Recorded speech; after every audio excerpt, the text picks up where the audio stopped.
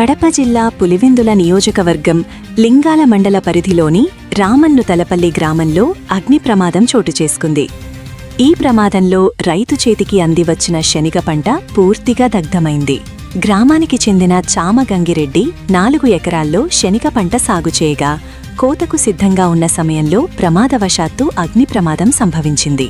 ఈ ఘటనలో 2 ఎకరాల పంట పూర్తిగా కాలిబూడిదైంది. దీంతో ₹1,00,000కు పైగా నష్టం వాటిల్లినట్లు బాధితుడు తెలిపారు. ప్రభుత్వం వెంటనే స్పందించి తమను ఆదుకోవాలని బాధిత రైతు కోరుతున్నారు.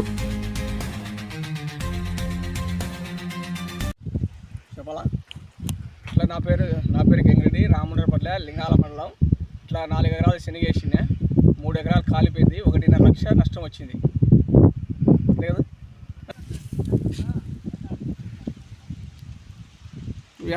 యాదంటబ్బా